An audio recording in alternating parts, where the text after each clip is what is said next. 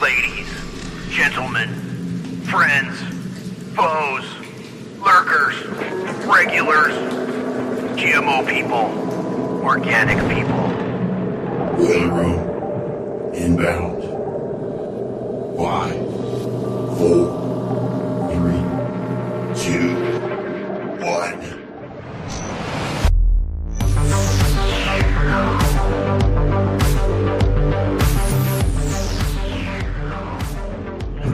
All right, ladies and gentlemen, friends and foes, lurkers and regulars, welcome back to the Boiler Room. I'm your host. My call sign is Hesher.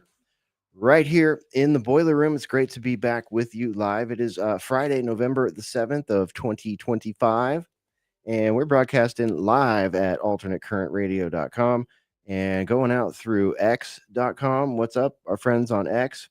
We're on YouTube tonight. What's up, YouTube friends? Where else? Rumble. What's up, Rumble? What up? What's going on?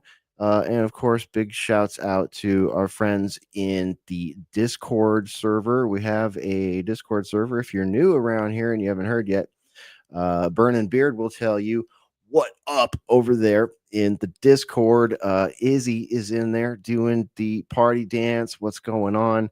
We got Jake up in there, and he seems to have arrived in the Apocalypse Mad Max vehicle. So great to see everybody. Sage, what's going on? Sage up in there.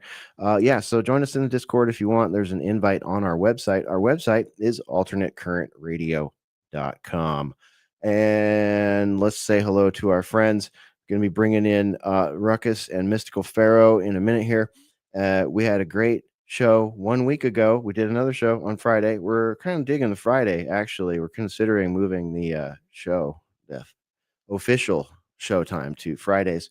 So let us know what you think about that in the various chats. If you like the sound of that, if you're open to Friday nights, if they're better, if they suck, let us know.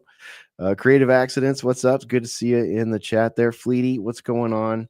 Eileen, what's up, Eileen? Great to see you on at least 2 platforms. How you doing, Eileen?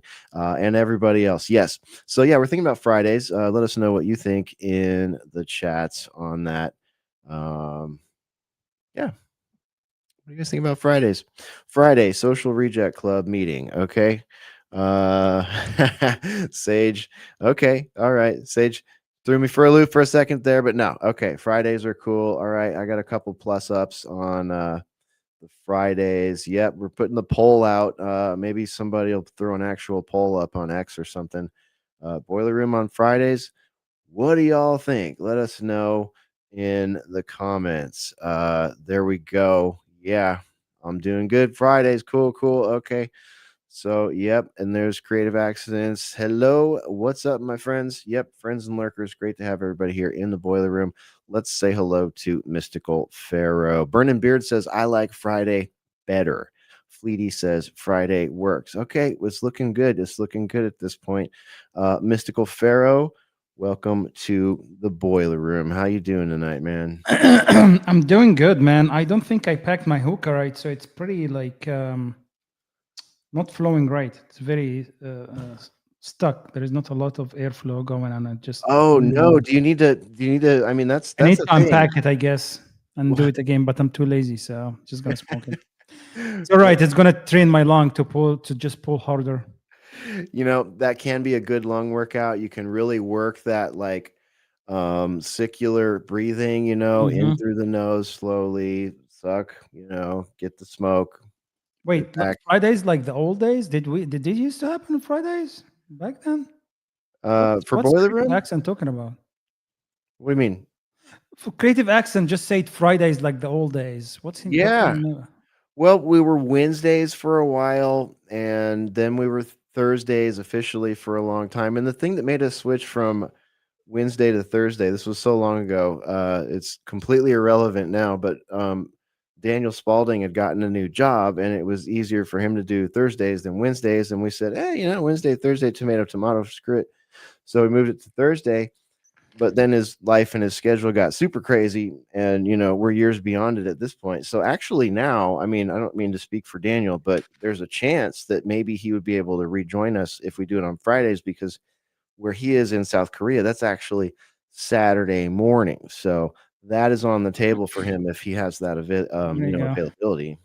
I guess Daniel Spalding is the catalyst that changes schedule for Boiler Room. I guess so. I mean, we kind of nudged ourselves this way anyways, because Thursdays was just kind of hard, because Mark has, that's another one. Mark has UK column early in the morning on Fridays. So he always, can't stay very late, and you got to work on Fridays I mornings do. too. I So, really, I'm all in for Friday if all right. everybody's good with that. Well, I think it's pretty much a done deal at this point, my friends. Be sure and follow Pharaoh on X, because we'll let you know when we make it official. But man, it's great to have you tonight. It was fun doing the digital seance and talking about internet history last week with you. It was a lot of fun, dude. I was actually talking with a couple of people about it on my trip last week, and yeah, it was a lot of fun. I enjoyed it. Yeah, that was a pretty good theme. We rocked out that night, so that was fun. If you missed that, it's on all our video streaming sites, and the show page is forthcoming at alternatecurrentradio.com. It'll be up there real soon. Let's get Ruckus on board here. There's a Ruckus among us, and there he is. Ruckus, welcome to the Boiler Room. We've got V33 of Ruckus here, or is that 3.3? Let me put it bigger. Yep, V3.3 Ruckus.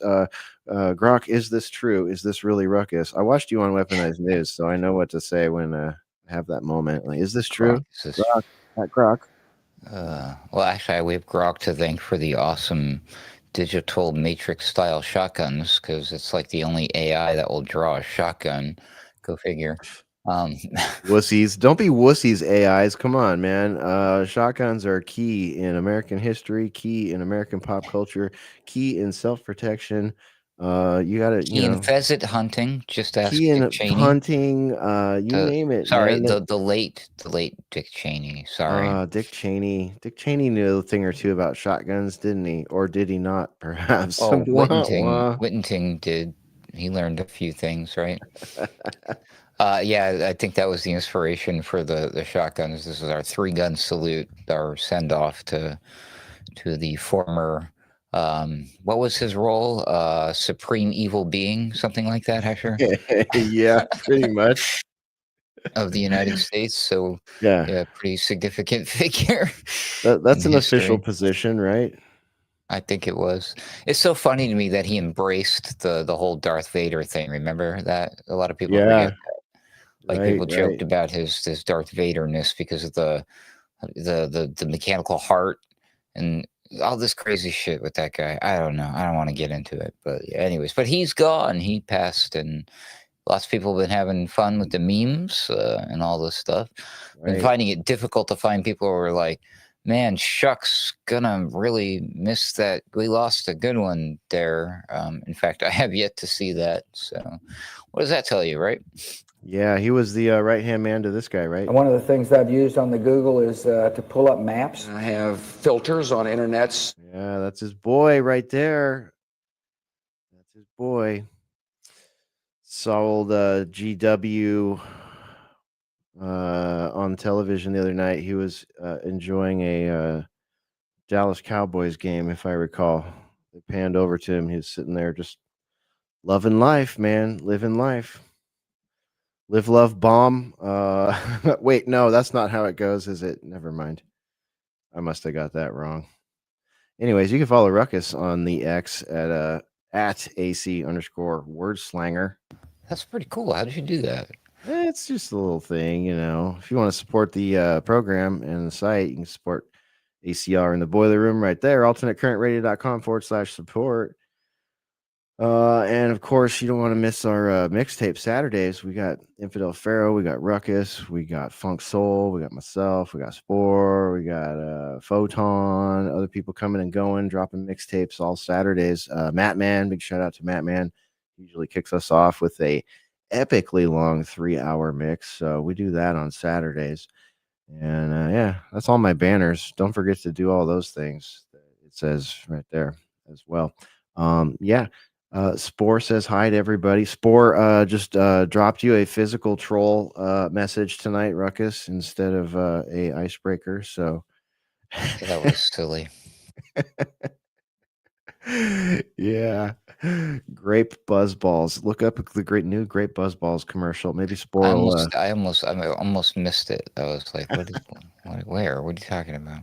It's like an Easter egg, literally, like an alcohol Easter egg. All right, enough with the inside jokes.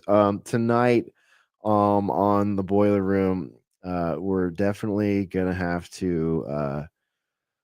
We're definitely have to talk about Cheney, Pelosi, the UPS airplane crash. Robots, by the way, robots. Anybody seen any robots lately? We got robots walking around in downtown Austin, showing up at little cowboy bars and doing cute little things and stuff, crossing streets and crap like that. And apparently, people are buying service robots now, and that's becoming a thing that we're all trying to absorb and understand. Us, plebs who are trying to navigate the world of $20 tuna sandwiches and such, trying to just sort of comprehend the digital shadows that we're seeing cast, near our reality right now. And of course, there's a lot of cultural vampirism going on too. So tonight's episode is cultural vampires and digital shadows, which is our follow up to last week's show. So yeah, Dick Cheney has left the building. I saw the various reactions in our Discord. Shout out to Al My Neck, Whitebird, and everybody else that was commenting on that. Ruckus, everybody. I didn't get to really throw my 2 cents in there. I figured I'd wait till we were on air, but that was fun. That was a fun thing. I think Al My Neck's comments were always some of my favorites. I mean, it's worth joining our Discord just to see some of our regulars' hot takes on current events. But yeah, Ruckus, we woke up the other day to the news that Dick Cheney has left the plane, left the pizza crust, and I don't know. Do you think everybody knows who that is? Do you think the kids know who Dick Cheney is and know why we have? They should ask Grok though. That would be really fun. I think. Yeah. Well, they did the movie, right, about with him and the whole W and all that stuff. I don't know. It's so shocking just how that guy was president, Bush, that is.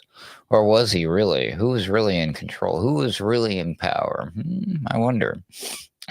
Creative accidents. Don't forget that he spawned Liz Cheney, Mystical Pharaoh. You know what he's talking about there. Liz Cheney, a political fixture now. It's so funny. It's like, I thought we had some sort of democracy we were supposed to be like hoping to have here. I think we know better, but it's like, what's with all these generational ghouls? We've got Alex Soros, big upping the Mamamdi guy or whatever his name is in New York, just openly, Soros kids. We've got WEF kids in charge of the WEF now. We've got, Chelsea Clinton going to be coming around the corner any minute now. I can feel it in my giblets. And the Trump, Meghan McCain, Brzezinski's daughter. I could go on and on and on. Yeah, it's an interesting world. But yeah, Dick Cheney, man, I hate to talk about dead people, right? Because you never know what somebody does at the end of their life, right? It's like lacking or not. It's lacking in class in a certain way. We understand it's not lacking in class. It's more of like, the repentance is open for everybody until the last minute, right? But Dick Cheney, I think there is a special place for people like him. If you look at the crimes that he committed, right? I'm not talking about the Middle East, but just I don't know how true it is, but have you guys read his role in Project Monarch? Mm-hmm. Yeah, this is pretty dark shit. I don't want to even get into that, but it's a laundry list, right? There is a big laundry list, but he was one of the good ones. Not in a good way, but he's one of the For the American stable. For the powers that should not be, he was a good one. He got stuff done. That's right. Exactly. What's the name of the guy in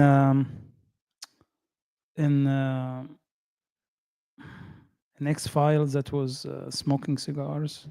The smoking man. Yeah, he reminds me of him. All right, I could see that.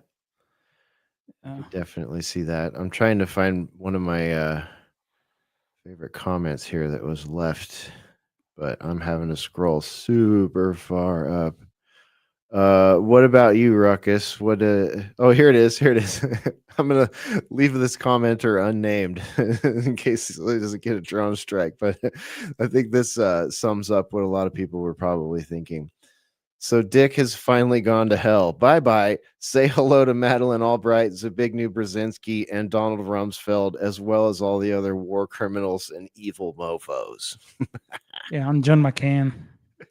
Yeah, dude. Yeah. So there's that. Ruckus, what'd you think when you woke up, saw the back and forth in our Discord and all the fun on X everybody was having with it?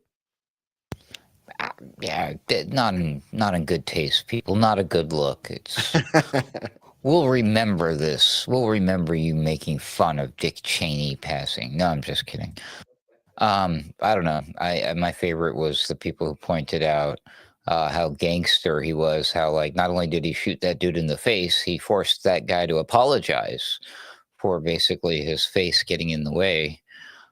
Yeah, and making him go through all the terrible tragedy of, like, oh, I shot my friend in the face. That was just awful. Yeah, wild, man. So traumatic. What a dude. What a dude. Is there like I'm wondering if there's like a good summary video on that event or something like that we could play for the youth out there that may have missed it. What would I look up? Like Rumsfeld shotgun accident news, Cheney, maybe? not Rumsfeld. Cheney. Oh yeah. Sorry. I had a clip. I get my ghouls mixed up when we're talking about ghouls here. Here we go. 30 seconds. I like the length of that. That sounds like an appropriate short clip we can watch. Let's go back to let's go in the time machine here, gang. Hey, where's my shared video? Add to stage.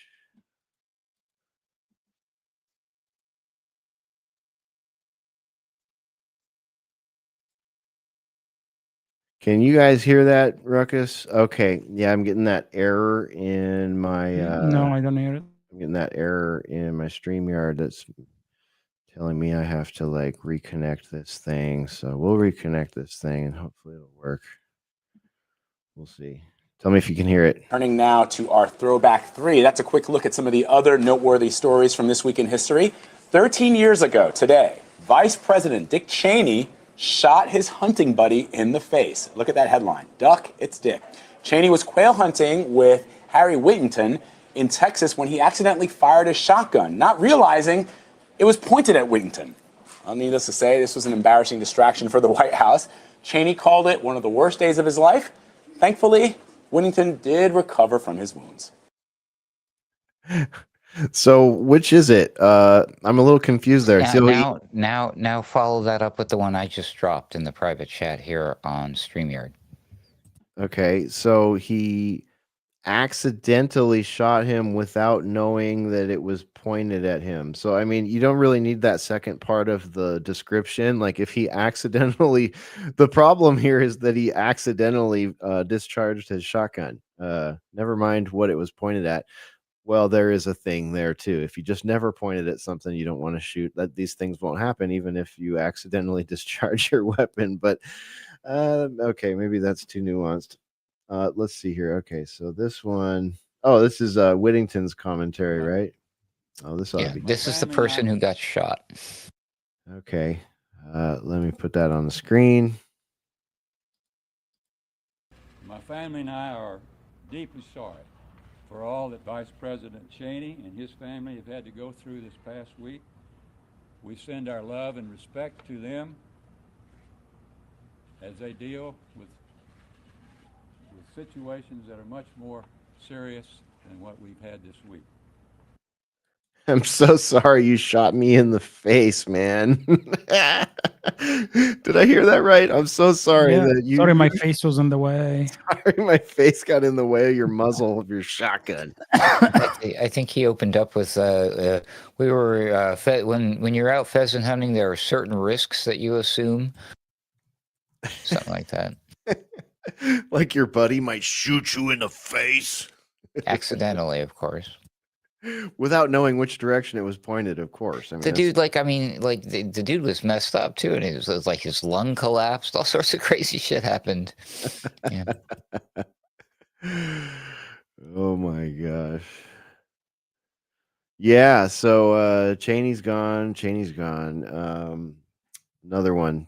There goes another. But don't worry, we've got his offspring mulling around in our in Capitol Hill. So the legacy shall live. Who knows? Maybe will run for 2028. Hey, dude, everything's on the table at this point. Don't for give 28. them any ideas, guys. What are you doing? Like her and Brzezinski's daughter, right? That would be quite the ticket.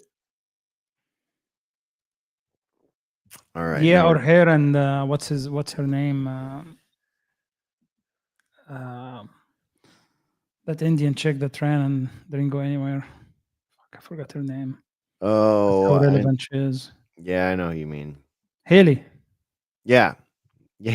Nikki. Yeah, Nikki Haley and Liz Cheney will be a great ticket. Oh my God! That is so MAGA. Stop it! It's so MAGA. Oh my God! That reminds me of the Walt Disney show. That's so Raven. That's so MAGA. We need to do a satire show called "That's So MAGA." Yeah, I don't know, man. I don't know. So Dick Cheney gone down there with Madeleine Albright, wherever Madeleine Albright is, who laughed and said it was worth 500,000 dead children. We did great work in Iraq. So, are you saying all these people are living it up on an island somewhere? Well, yeah, an island surrounded by a moat of fire. Or they are up there in Elysium. Or they're up there in Elysium, yeah. They uploaded their consciousness into the Matrix. Living forever in the server upload Elysium thing, right? I want Dick Cheney digital twin. What if they start bringing back dead politicians with just digital twins? God. They're like, you know what? These guys, these kids, they can't do it the way we used to do it. Let's just bring back, Cheney and McCain and fuck it. Let's just bring them all back and we'll make digital twins of all of them. We've got all their speeches, categorized and logged. It'd be really easy to just, bam. I mean, Futurama did it with the head jars. Right. Remember the Futurama and the heads? Yep. Yeah. I mean, we're at a point now where we could just give them, upload them into a bot, right? Like give them a physical body too. Mm-hmm. They don't like to talk about that much, right? The place where the coalescence happens between AI and robotics. I mean, I think that's ultimately what Musk want, right? He want Neuralink connection with robotics, right? That's what's in his ultimate vision. Well, maybe now is a good time to talk about the house robots, because Ruckus was bringing up some great points about some of these robots, and we've been talking about these things for a long time, ever since I saw the waiter robot, right? Like the server robot, and the price tag on it was $20,000, and I was like, oh shit, that's like, right around the salary of an actual person, and it's never going to call in sick, and you're never going to have to fire it, and all this stuff. And I was like, oh, this could change everything. So now we've got basically robotic maids, and everybody's trying to wrap their brain around, like, okay, what does it mean to have one of these? Like, okay, let's say it costs 1/3 the amount of like a new truck or something, a new 4x4 truck, and people start buying them. Housewives are like, I don't got to clean the toilet no more. I don't got to make the sandwiches no more. Ruckus, what's the problem here? What you had There's a lot of problems. You had some practical commentary on this. Well, yeah, and then there's a bombshell thing too that I didn't bring up, but a few people are noticing. But the thing that I was talking about with you, I've not heard anyone catch on to this. I was just watching the demos of these things and the robots going along, and it's like, oh, I can fold your laundry, I can do your dishes or put your dishes away or whatever. I can do this and that, and I can clean your bathroom, and it shows it like cleaning the toilet. And it shows it like I'm presuming before, at what point afterwards, after cleaning the toilet, it goes and empties your dishwasher. But I don't think the robot goes and like washes its hands after cleaning the toilet and then doing the dishes and making your food. So I thought, well, wait a minute, that's probably not sanitary. So there's a whole slew of things to consider in that department, right? But check this out. Apparently, a lot of it's just smoke being blown up your ass, and they're talking about it, but they're saying like, oh, well, this is something we're gonna have to overcome, and it'll probably get better in the future. But I have a theory that it won't, and that there's a bit of a trick here. At least it won't for a while. So the cost of these robots, definitely keep in mind. I think they're like riding around. We're averaging now. You can pick these things up for like 20 grand. These like creepy looking plain robots, soft robots that they're not going to hurt you or whatever, but they're strong enough to do little light duty tasks around the house or whatever. They're lightweight and they charge themselves, all that fun stuff, right? But apparently a lot of these tasks that it does, it can't really do or train itself or teach itself. So what they have to do is that there's an outside human operator playing with a joystick, controlling this thing for certain tasks. So I see this right out of the gate. It's going to be like probably one of those subscription as a service model. So it'll only like, oh, we can only handle doing the laundry and putting the dishes away. But if you want it to do the toilet cleaning or the cooking of the food or whatever, we're going to have to we tack on some money, and it's an actual human operator who does those things. And then I thought in my mind, I'm like, oh God, where this is really going, because you ultimately can't trust the robots to do any of these things, is these robots are going to be for the wealthier class of people. And then us poor people are going to be sitting there in our homes playing the video game of us cleaning their toilets and making their food through their robot. We're, you know what I mean? Still kind of like slaves by digital proxy, as it were. Does that make sense? That doesn't sound like a fun video game at all. I don't like the sound of this video game. I like the one I'm playing right now where I grow weed and sell weed. Schedule 1 is my game. I mean, but are they going to outsource that to gamers too? I mean, I could playing that game, and if you don't know about Schedule 1, it's a game on Steam where you play a drug dealer and you grow weed and you grow mushrooms and you sell it to people in town and shit. It sounds completely ludicrous, but it's totally addictive. No pun intended. But yeah, I could see how this would turn into something like that, man. And I don't remember if it was you or Spore that said it when we were talking about it, but it's like, you start thinking about solutions to all these things, like, okay, fine, we'll fix that real quick for you. It's got 2 sets of arms. Okay, here's the like kitchen arms, and here's the like scrubbing the house arms. The scrubbing the house arms one live in a little digital charger on the wall, and it just like goes and magnetically switches arms so it can make you a sandwich without getting fecal flakes on it or something like that. I don't know if I actually agree with that, Ruckus. I think the robots they are like that Musk is going for, like Optimus. This will be AI powered. I don't think the plan is to have an operator with it. That's just not going to be. That's not going to be the model they are going for. But as you said, I think there will be similar to what they're doing with the cars, right? You will have the hardware platform. And then to open features, which is software pieces, you will have to have the different subscription models. And I think that's definitely will be the big part of the cost model for them, that software piece. That's my thought. But it's not going to be, I don't think it's going to be operator based. But I can tell you, if that robot looks anything like that, I'm gonna buy me one.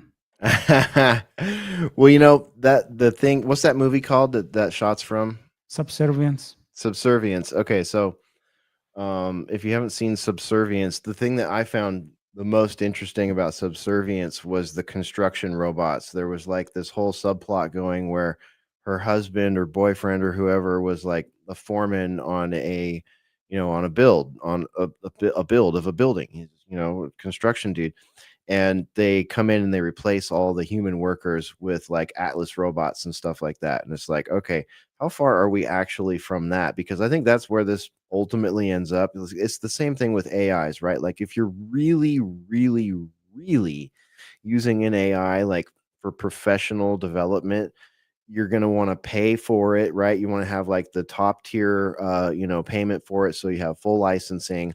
And then on top of that, you want to enable the agent factor, right? You want it to be able to perform a specific task at a high level. So that is also probably an upcharge. And that's, if it's not at this point, that's one of those things where you're going to be having to pay specific upcharges for things that are very specific in their what they do. I mean, is that kind of where you see this going? It's not so much like, oh, I spent $20,000 on a robot and now I'm Jane Jetson and this thing does everything for me. No, it's not like that. Like you get your toilet cleaner robot, you get your job robot, you'll get your your maid robot, whatever, your chef robot. They're going to be very specific. I think it's gonna be modes. I think the hardware is the same, but to download those different personas on it and different tasks, I think you will have to pay subscription per each. Because like, so I just posted a tweet, right? So they are targeting to start producing 1 million. So they have what? Open this tweet I just posted. Yeah. So they are basically targeting to do 1 million Optimus annually, right? With plan pushing to 10 million per year, right? Which is insane amount. Wow. I know. Tie that to the package that Tesla just passed to Elon Musk, right? $1 trillion package for 10 years. If they get them to be $8.5 trillion company. So how are they going to reach 8.5? It's not going to be from cars. It's going to be from robotics and AI. I think that's going to be their big push, I think.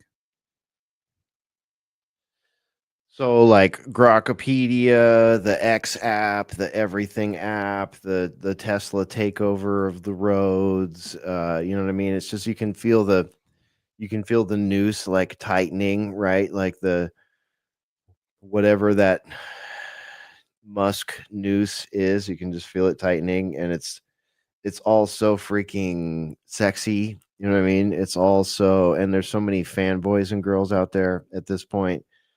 You can just, this is going to be a tsunami. This is going to be a tech Does that tsunami. look sexy to you? No. And honestly, like this. By the way, this was the one that I was talking about. This is not the Tesla one. They're doing something completely different. But yeah, these are the little soft, cuddly. We're going to do your home chore things that are 20,000. Yeah, that shit is not going to go anywhere. And honestly, all those like companies that wasted money to make those humanoids are just stupid. Like, I mean, except the prawn companies. Yeah. The prawn companies are never stupid. I know they're not, right? But I think it's where it's gonna head is just. But let's talk realistic, right? So, right now, I can't find anybody that want to do work for $25 an hour, like just to do actually chores, like I have a farm, right? I'm trying to find people that work on the farm. I cannot find anybody that want to do that. Well, yeah, you're so far away, right? But everybody else is get just a robot, and I'll do it from the joystick controller. How do you do it from the joystick? We'll pick your cotton, mofo. But basically, like everybody now, right, sitting on their asses, doing enough work to get their SNAP benefits, right? and they just don't want to do that extra piece. And honestly, that's where it's putting us right now, just putting everybody in a very bad spot. and I don't know, after people tasted that like government taking care of you and the laziness, if they actually want to get off their asses anymore, right?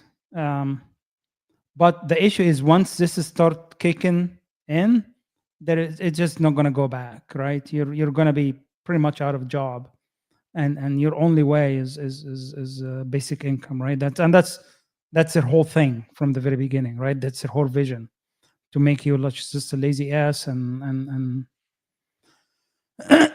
but it's sad state of affair, and I don't know if it's honestly was planned this way to get everybody just lazy, that they have a need to push those robots, right? Because if you cannot find workers, and what is your only choice? Your only choice is to go buy one of those, right? So if that thing actually perform as they think it will, I will buy one. Why not? Right? Because I cannot find someone that can do the work. And that shit is going to be out there when it's 20 degrees, right? And doing whatever the hell I want it to do. In the middle of the night, if you want. In the middle of the night too, right? Go out there. Exactly. The point is, do I trust it that it can be completely off the grid and disconnected from whatever the hell networks they have, right? Yeah. That it's just not going to be surveilling me, right? Or it just goes haywire and just doing the hell whatever it wants, right? Yeah. Or it can be weaponized against me when they want to weaponize it against me. And I think that's the bigger threat. Yeah. Let me give you an example, just a very consumer grade pedestrian example. We got my dad one of those iRobot vacuum thingies, and like you see all the marketing on those things, and it's like, oh, cool, cool, right on. I just sit around and play my Xbox, and this thing's gonna vacuum my house. It did not turn out that way at all. It was like it's stuck under the television center, we got to get in there and move all the wires out of it, or oh my god, it's starting its cycle, we got to go move all this crap, before and this is a pretty well kept floor too. Ruckus has seen it. It's not full of crap, but it's like this thing would just, it was like you had to babysit this robot all around the house. And when I think about people spending $20,000 on toys like this one, it's kind of just like, okay, but how much time do you spend futzing with it? How much time do you spend fiddling with it? How much time do you spend clearing its path or cleaning up after it or doing maintenance on it or whatever, right? Yeah, so to your point, right, I had one of those Rombas like 7 years ago. Turning now to a strange. Sorry. No, it's okay. So I had one of those Rombas 7 years ago, and I used it for 6 months, and it just turned out useless, right? And I just been sitting in my freaking yeah, junk pile for 7 years now. Yeah, we've got one in my dad's garage, just sitting there, and it's like that. It will never beat like $150 commercial vacuum. You know what I mean, with a bag, and they peddle all these like tube vacuums on everybody and all this crap, and like it's just like prove to me that the new technology is better than the old technology. I'm sorry, I'll take that is right, but I think for them to get whatever they want to, I think we will have to push the boundary and actually to prove to consumer that it works, right?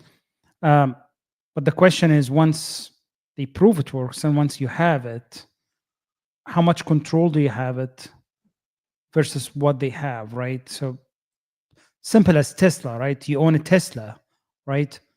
Do you actually own that Tesla, or they own the Tesla? They do own the Tesla. You just lease a Tesla, right? Same with the Toyota. Do you own it, or do you have to pay monthly to actually own all the features? Same with your home, right? Mom and dad bought the home in the 70s. It's paid off, but their property taxes increased to the point where they're edging up against what they make on Social Security, right? Do you actually own the home? Like, it's WEF world. Yes, but I think there is a difference between like financially owning it versus actually because the house or just or a paid car, like if you get just a gas car, right? You paid off and you own it, right? A Tesla, you don't own it, right? Because number one, doesn't make any sense because of the battery is going to go bad in 3 years, right? So it just doesn't make any sense buying it. So you just have to lease it. Just 3 years, they can take it back, right? So you don't really own it, right? And I think it will be the same with this. I don't know if they will have ownership or just have like a lease model. But my point is not necessarily financial. My point is more control over the autonomy of that worker in your house or your farm or whatever it does, right? Like, is all the processing done locally on that actually CPU or GPU that's inside that robot, or just uploading that to the cloud and it's processing over there, right? Like, can you disconnect it, put it in an offline mode where it just completely off the grid, right? That nobody have control over it, right? I think that's where I'm going with this. I don't think you will ever have that control. It will always be connected online. And many of us have seen Megan, and movies like this where it gets out of control completely, right? Yeah. So many movies have that plot. Let me just show you this real quick, man. This is the one that is walking around Austin these days. This cute little guy with cowboy hat cruising around Austin, dancing with girls in clubs and falling down his butt, crossing the streets and stuff. Now to a strange sight on the streets of Austin. Maybe you spotted this today on social media or in person. A robot wearing a cowboy hat walking alone on South Congress. We reached out to APD and the city to see if they knew anything about this, but it's still unclear tonight who the robot belongs to and why it was out there walking all by itself. If any of you at home know, let us know. Give us a call or just email us at news@kview.com. It's okay. Server alert. Server alert. Yeah. How rude of her to assume that the robot belonged to somebody. I thought we outlawed slavery. Oh, wait a minute. It's a freaking robot. Oh, sheesh. This is crazy. Yeah. It's weird too, because it's like you throw an interesting monkey wrench into it there, Pharaoh, because it's like you have certain manual labor that you would like to have done and you can't find someone to do it. And sometimes people in that situation now are turning to technological solutions. Yet at the same time, like you think about like a maid robot or something, like where we are here in Central Texas, it's like very, very suburban. There are a lot of house cleaning services around here. You know what I mean? And people pay for biweekly visits or weekly visits from, various contractors for house cleaning. And it's like, okay, well, if that could be taken, and who knows what that ends up costing in the long run, right? Like thousands of dollars in the long run. So there may just be a financial reason to not do that. But then all of a sudden there is a whole class of people who are looking for that kind of work and looking for that kind of employment and are good at what they do and provide a good service. But all of a sudden there's this, fiscal sucking sound for a lot of people to just get a robot to do the same thing. So, you still end up disenfranchising people that are trying to walk up the ladder of American life, right? Mm-hmm. So what are we going to do with all the illegals that are importing if those robots take their jobs? I think he just freaking hit the nail on the head, my friend. I was just thinking, wow, these jobs that you're describing, that there used to be plentifully filled by human bodies, like housekeeping jobs and agriculture farm work. Ooh, usually does those types of jobs, anybody? And what's happening to those poor people right now? Yep, there you go. I'm sure it's just a coincidence. Right. Yeah, and they are all here. So are we going to pay like UBI for all the illegals they imported? So it's not just Americans. We're just only Trump's getting them all out, dude. Every single one. I Bam, know, bam, right? bam, like clockwork. It's like he's gotten them all out now, right? We're up to like at least 1/20th of them gone, man. So only 19 million more to go. Like seriously, like if they are actually, these people are thinking. So let's just assume that this is their plan, right? Their plan has always been automation, AI, and robotics, UBI. So why the fuck would you be importing third world people in here and doubling the population? Where are you going to get money to pay these people UBI, right? Why would you do that? It just doesn't actually make sense. It does not make sense. It's not supposed to make sense, but it makes sense if the plan is to crash the economy, wipe everybody's bank accounts, force everybody into a UBI situation just to survive. And then it's like, oh, okay, now I get it. Now I see who it benefits. Well, wasn't it terribly convenient for the technocracy and the push for digital IDs and all that stuff to have that immigration problem? We don't know who these people are. They're criminals. We got to figure out who they are. That's right. It's manufacturing a problem so that they come up with a solution, right? Yeah. Absolutely. It's all, and part of the solutions there is a great way to build up a, just sort of a relatively innocuous, what most people used to think was sort of innocuous or maybe pesky or maybe beneficial ICE, right? Build it up into basically like a secret police force, right? That wear balaclavas and, basically look like, I don't know, like they're Antifa or something. What's up with you guys, ICE guys? You end up kind of looking like Antifa. I was watching Weaponized News with Ruckus and Sam Cheney before the show. Shout out to Weaponized News. You should follow Weaponized News on the various platforms, but they'll take anybody. They will. It's literally like the South Park episode. Like, oh, you're the school counselor who's 58 and you have no law enforcement training. Come be an ICE agent. Yeah, you get the balaclava and everything. Hop in the van. Kristi Noem's gonna shoot some fucking puppies on the way to go bust some people. Yeah, it's really I don't know interesting. if they all wear masks, Hesher. No, I think they wear them to the crapper, man. I think they wear them to the gas station. I see them all over the place wearing their little fucking ball. Did you hear what Sam reported about that, by the way? How there are some criminals who are taking advantage of it. They're pretending to be ICE agents and they're wearing masks. Yeah, and then they're dude. committing crime. Jeez. This is an old tale. This is what brought us the kind of like cover that so much normal like street crime has happened over the last 5 years. It's all because of COVID. All these MFers wearing freaking the ritual muzzle of shame and a hoodie. It's just like, okay, so now we can't tell anyone from anyone else, basically. Just no shady person in a freaking mask. Okay, great. And criminals masquerading as shady government people in masks, if that makes any sense. Yeah, it's interesting. So in my travel this week, I was taking an Uber. The guy basically bought an electric car to be his Uber ride, right? He's like, oh yeah, I'm saving gas and stuff like that. And he was telling me how, like, when he started like a few years back, basically in the beginning, like Uber was taking 30% and then went to like 40%, and now they take 60%.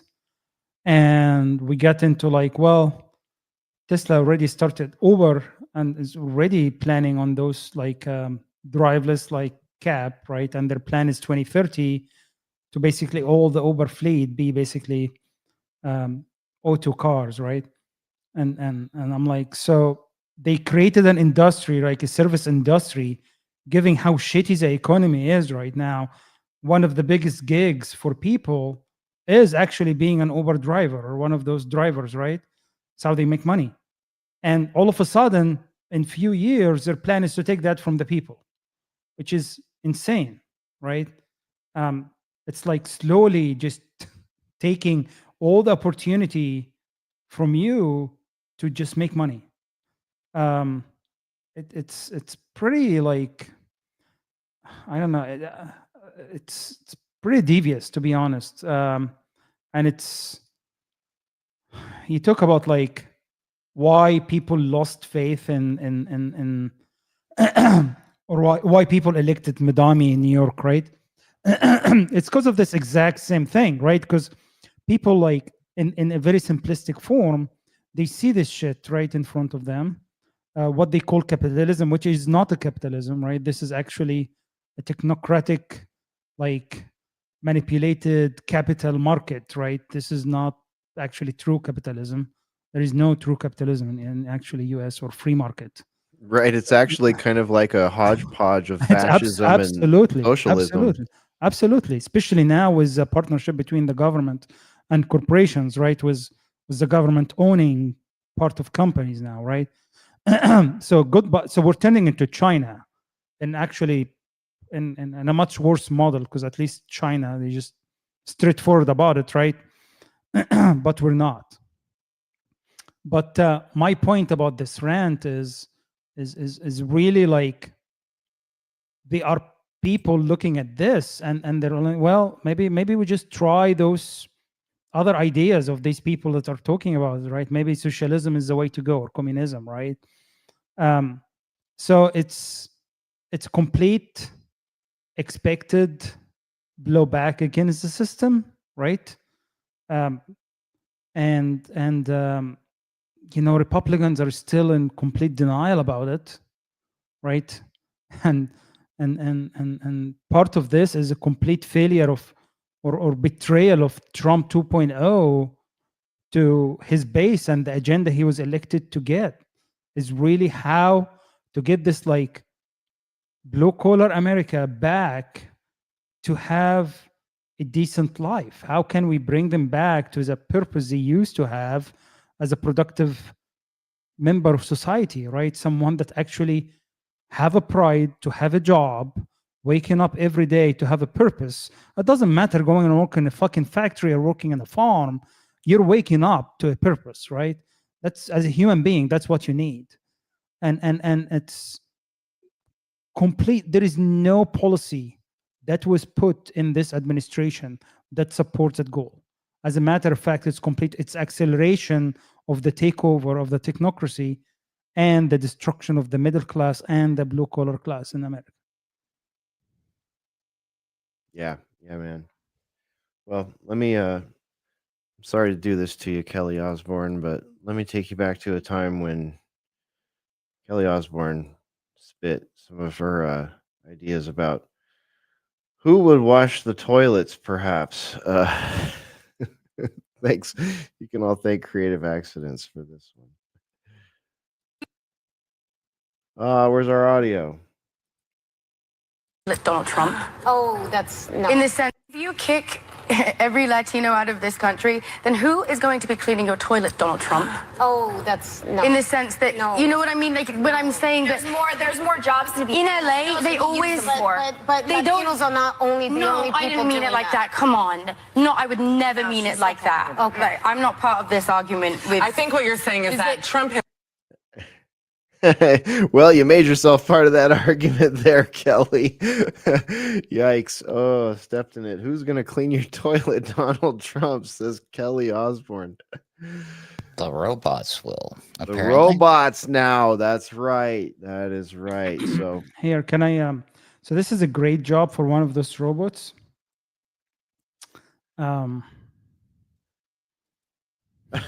What? Yeah, my butler. What in the hell did you just send me? Just play it.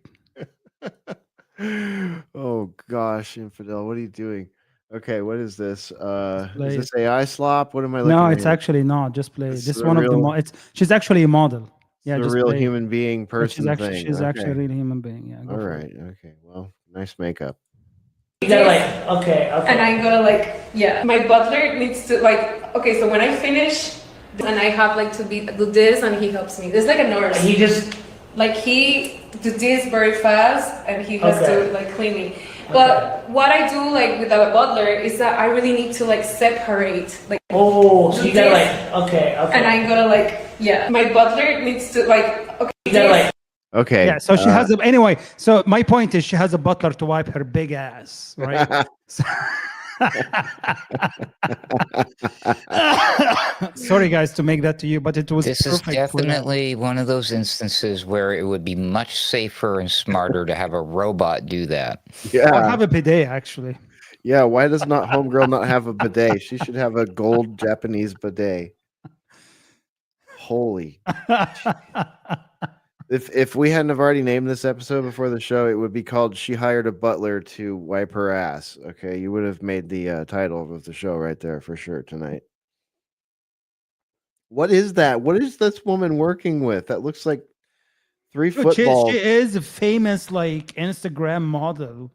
I don't know if she got like butt implant. What I don't know, whatever the hell it is, but she goes around and she just has this big like badunkadunk. She's on OnlyFans, isn't she? I don't know whatever she is, but Well, I hope she makes $1 million on that because she probably smells awful. We had a icebreaker suggestion. I think it might have come from me actually. How crude.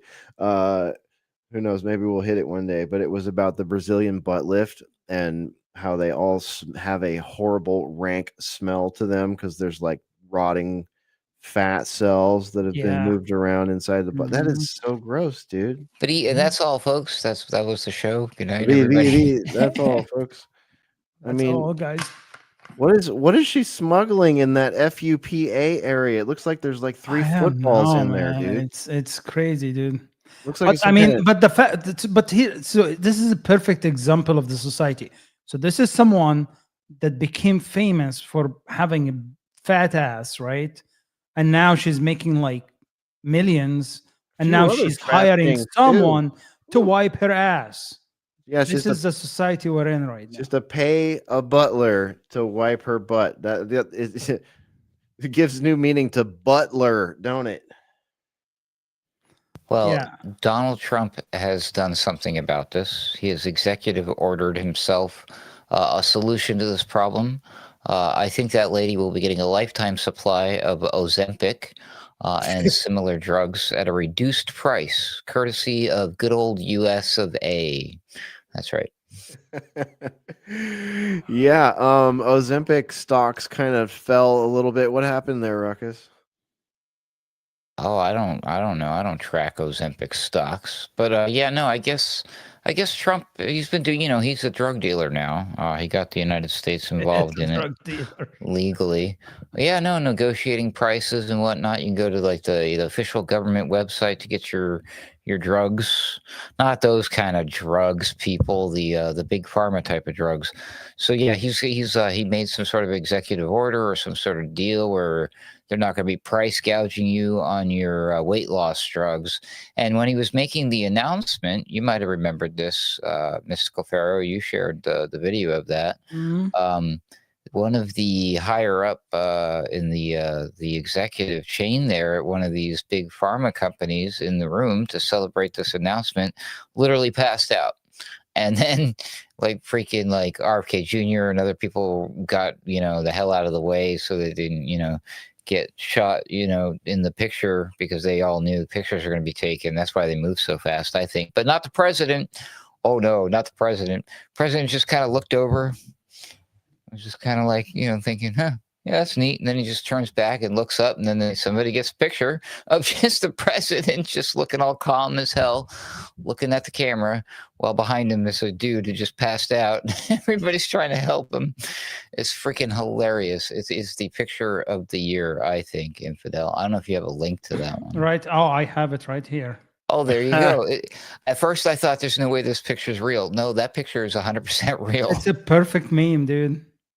Perfect meme. You know what that is, you guys? That is his George W. Bush moment. That's his moment where, like, Secret Service comes in and tells George W. Bush, sir, a plane just flew into the World Trade Center building, Tower number 2. And he's sitting there reading The Lonely Goat or whatever, right? And he just keeps going. That's it. This is it. Trump has had his GW moment. Yeah, I mean, his face tell it all, right? But honestly, it's a perfect karma, dude. Wow. It's like, here you go. Like, it's Insert funny text here. Yeah. Like right where I've got your follow text, like that's where your meme stuff goes. Just put it up on the desk a little bit by that EO there. Yeah, that's where the meme goes. Oh my gosh, man. I need to find actually RFK Jr. commentary about Ozempic. Give me a second. We have to play that. Give me a second. Oh yeah. We definitely need to play that. I thought Trump's body language was pretty funny throughout the whole thing too. Before that picture was taken, he really just was kind of like, he just was like, It's just like casually checking out what's happening.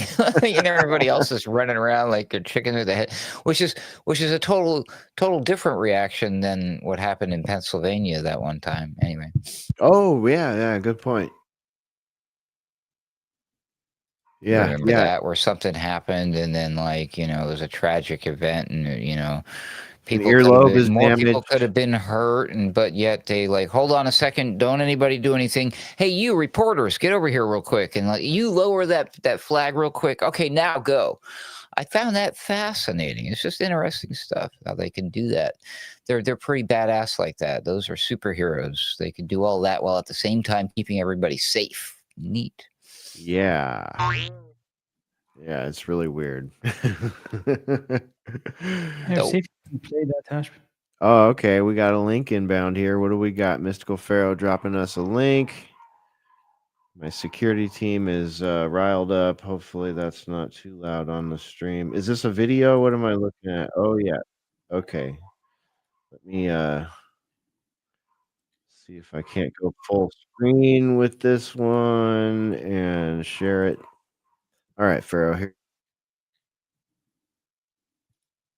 They're trying to sell this. There's a huge push to sell this to the American public, and it's now the biggest company in Europe, but they're not marketing it in Europe.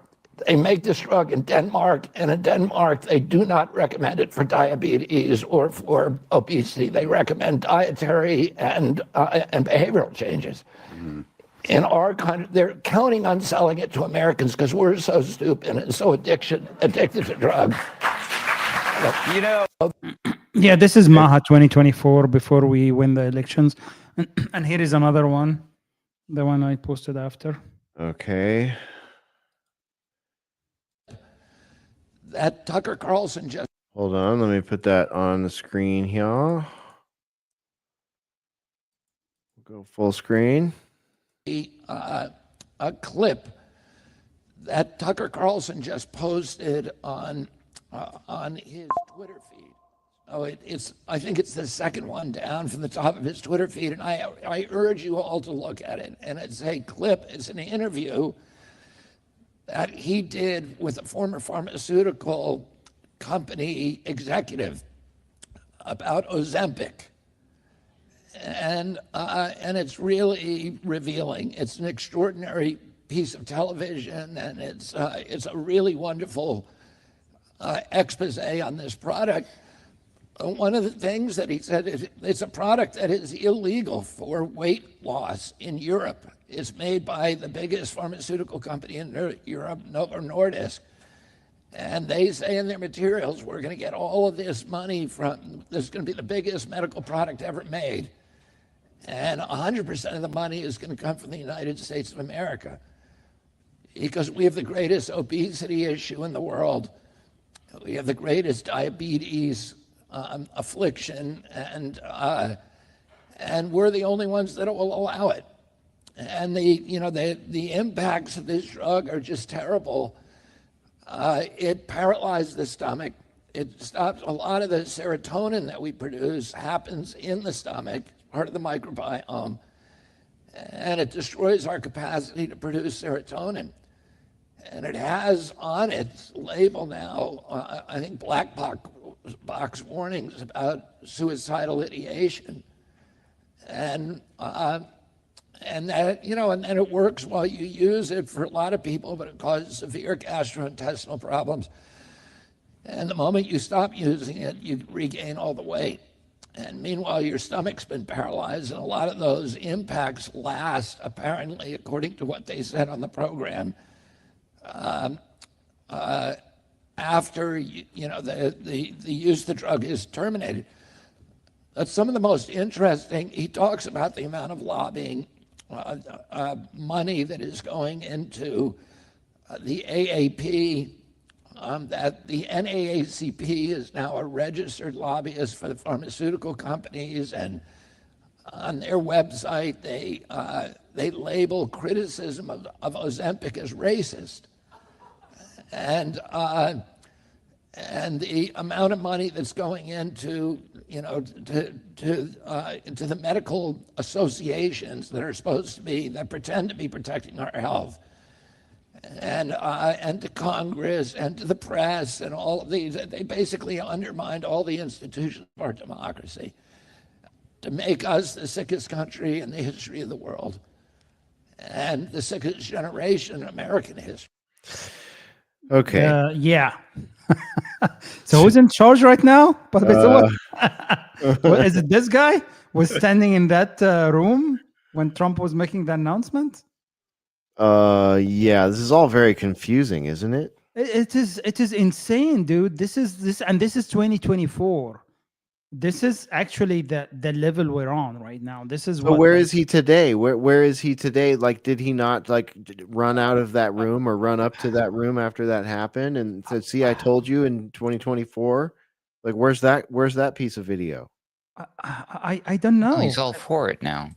He's all for it right now, I guess. Him and Dr. Oz was no. You have a modern clip of him now. How his position has changed. He's like, this is fucking great. We're gonna save people from being fat with this magic miracle drug. It's rhetorical. What? It's a rhetorical question, my friend, because this guy is the most malleable Gumby in American politics, perhaps. I wonder who or how or what is going on here. That's a pretty neat trick that they did there too, where they say, hey, if you're critical of this one thing, in this case Ozempic, that must mean you're, in this case, racist. What does that remind anybody of? Sounds like a left-wing tactic to me. Well, it also reminds me of a certain country out there that does something very similar when they say, if you're critical of our policies and what we're doing, you must be anti-something or another. Septic or something, right. What up, Pamela? Pamela says, in his congressional testimony, Bobby said cost of Ozempic is equal to cost of organic food for all Americans, plus gym memberships for all the obese people. That's hilarious. Oh my god, what a grift. I mean, this guy is such a smooth talker too, and it was like, I sat and listened to him speak not 40 yards away from him for like an hour and a half with Timothy Shea and Steve Hook, and he had a great speech that he did at the Liberty Fest in Tennessee. And then it was like, but this was all pre-October 7, and then October 7 happened, and all of a sudden this guy flips, and his focus seems to have completely changed into other things. And then we're off into the new adventure of him actually holding the position that he holds. And it's like, it's been one pharmaceutical commercial after another. Thanks a lot. So it's one of two things, right? Number one, they are just really corrupt and completely just no moral whatsoever, right? Or what they have been saying, they has compromised, right? And they holding shit on him and Trump, right? With Epstein files and him with whatever the hell other files he has, right? Sure seems likely, doesn't it? To a lot of people, it sure seems likely, doesn't it, dude? Yeah, I mean, this is the only thing that makes sense. Like, how else can you have a complete 180-degree reversal? It just does, and in what, in a span of less than a year. Pod people, the invasion of the body snatchers. Yeah. Maybe it's literally not the same person. Maybe it's not the same people. Maybe they did something to them.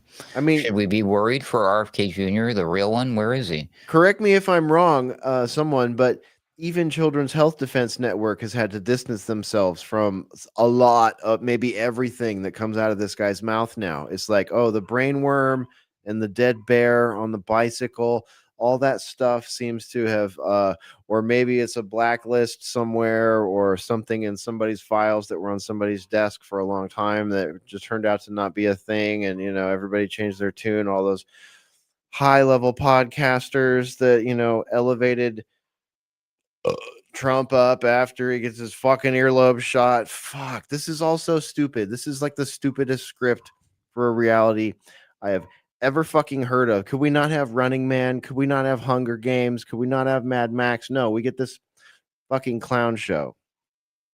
Yeah. And then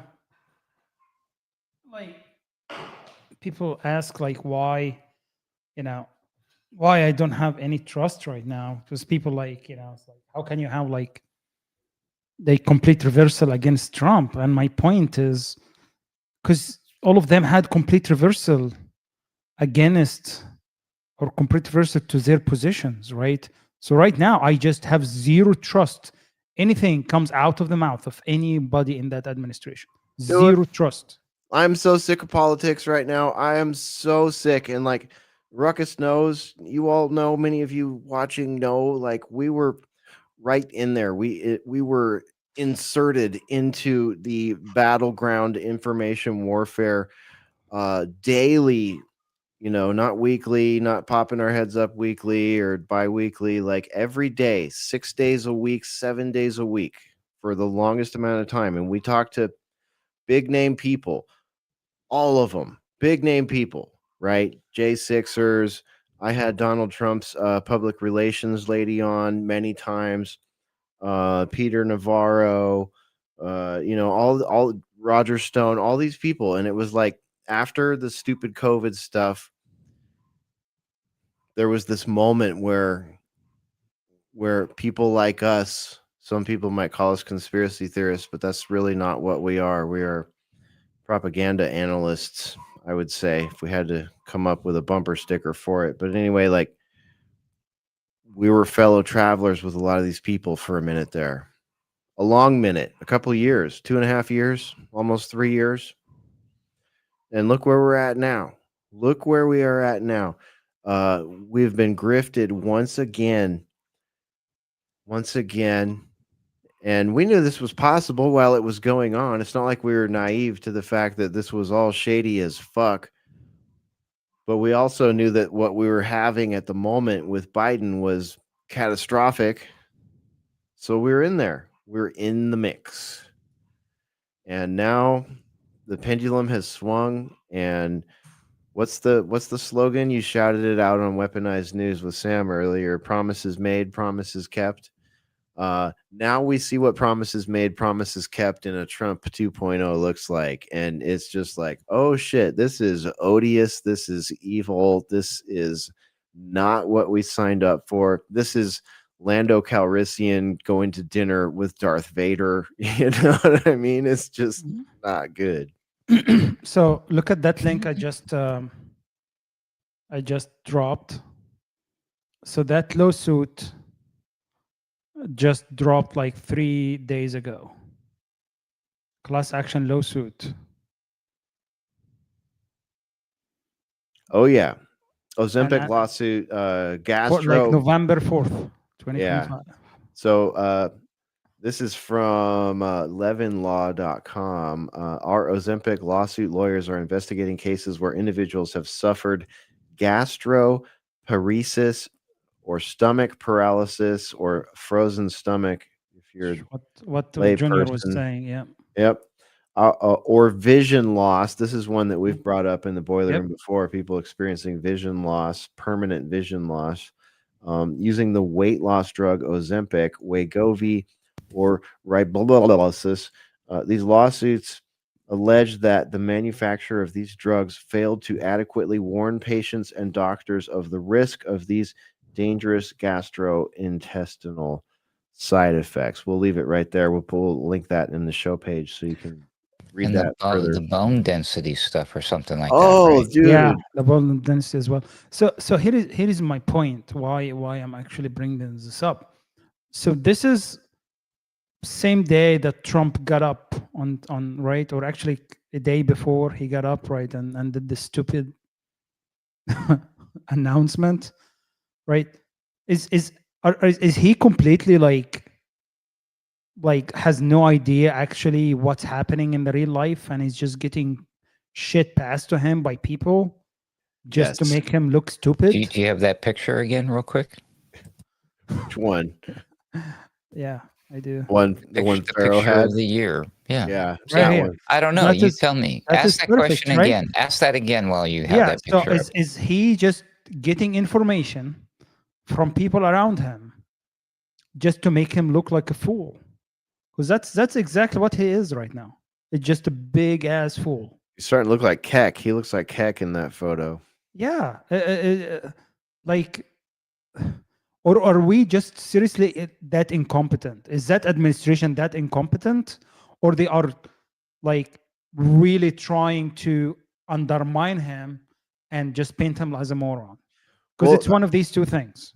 I mean, dude. Okay, I feel like we're at a point right now where the thing is the pendulum must swing extremely fast, and I'm not going to be surprised if what we see is Democrat Republican as we move toward 2030 and whatever joyous events that proceed between now and 2030. But I really think that like the era of telling people that American history is exceptional and that the office of the president should be respected no matter what, like that kind of thing that we were told when we were kids, and you probably heard about America when you were a kid before you came here. Those days are gone, and now it's all about like having the most bombastic, absurd, ridiculous president on both sides that will just further radicalize people and inculcate identity politics into people and create little fake revolutionaries, cells and stuff like that are all managed by Fed boys ultimately.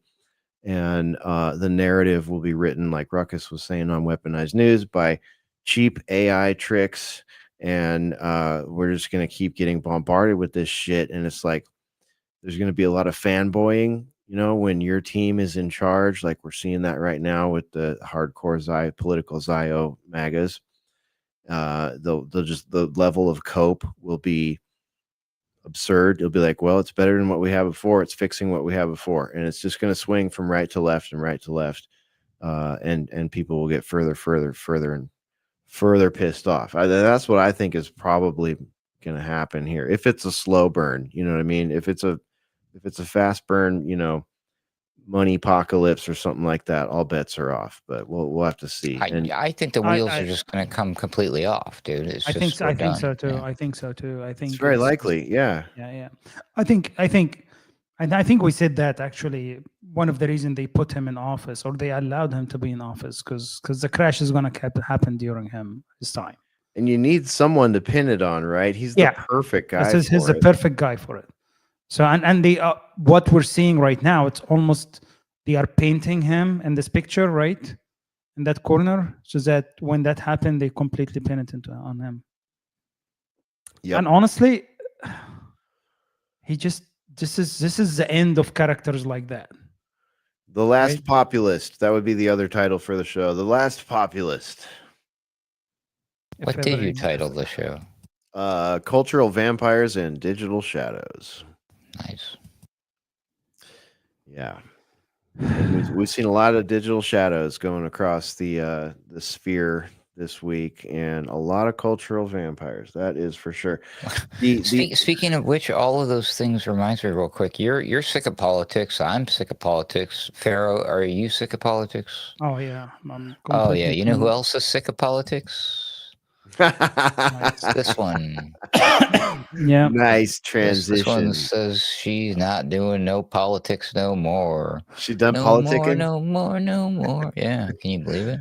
She's going to retire. That's right. A nice, well, good for her, because, being a politician like that is a career. It's a job. Didn't you know? It's not representing. Yeah, right. It's not like a service to the people or anything important or significant, right? It's not like you need the job when your stock portfolio looks like hers either. How does she do it? I sit around and play with a couple of magnets, and I'm like, how do they work? This is amazing. And but the bigger question, how does Nancy Pelosi know what to do with her stocks all the time? They make apps now. The Nancy Pelosi It's not her. tracker See, everybody gets this wrong. It's not her. It's her husband. It's always been her husband. Paul. Now, we did learn. See, most people miss this event. Well, I mean, they remember the event, but they missed this important part of the event. About this is how we learned exactly how Paul Pelosi got his his special inside information. I mean, everybody, I don't know how or why they blamed poor Nancy. She had nothing to do with it. It was, he would have people come deliver a special message from his secretive person who has the inside information, but they would hide the message inside of a hammer. And so they would usually have a person deliver the message via hammer to Paul Pelosi. And, unfortunately, the last time that happened, there was an unfortunate accident, very similar to the Dick Cheney thing. Yeah. With the shotgun. It was the hammer accidentally hit him in the face, that kind of thing. Well, homeboy showed up in a pair of diapers. He showed up in his tighty whities with a backpack and a hammer. And it's like, what's going on over here at the Pelosi home? We still don't know. That guy, however, his name was David DePape. He's serving time in the prison right now. He had to plea out of that one, and we never really got the final. Maybe Trump will pardon him. Yeah, right. All this Ozempic stuff again. Like I think back to South Park when they put out the end of obesity a year or so ago. Oh, that was a great show, dude. This is all so. It's such a weird talk about digital shadows, right? Like South Park itself and the way that the script plays out. I mean, just it's insane, especially with the Charlie Kirk thing that happened earlier this year, like weeks after they made a whole episode about him. What do you got there, Pharaoh? I guess ask Grok, how much is Nancy Pelosi worth? I guess it's 268 million. But some figures say as high as 413. Hey. Is that all? Must be nice. Mm-hmm. Must be nice. You got to wonder if she has a crypto wallet too. Was David DePape looking for Paul Pelosi's crypto wallet, perhaps? I don't know. Maybe he wanted to crack his crypto wallet with the hammer. Maybe he had some Sam Bankman-Fried money that had, circled its way from Washington, D.C. to Ukraine back to California. Maybe, I don't know, just, it's a game theory. I don't have, it's just a what if. What if? All right. Well, so the fall of the House of Pelosi, it's finally happened, you guys. Nancy Pelosi, one of the most odious figures in California politics and national politics. Also, a main player, by the way, in the whole J6 scandal, is not going to be running for re-election. Do we think? If I can ask this with a straight face, do we think that she will be replaced by another Democrat? Are there any Republicans in office in California? I don't think so. Maybe she has a nephew, a daughter. Oh, wait. Yeah. Gavin Newsom. Right. A nephew. Right. There you go. I could see her getting speaking of that pendulum swinging really fast, you guys, and things getting fucking weird around here. I could really see Nancy Pelosi being like a special advisor for her nephew, President Gavin Newsom, in 2028. Do we have any cheers or jeers? Anything like that? Any cheers or?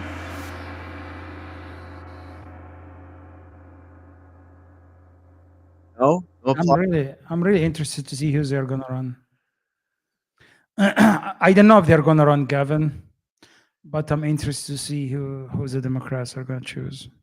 That motherfucker. I'm sorry. Okay, sorry. Not a family show tonight. That motherfucker goes on Sean Ryan's show.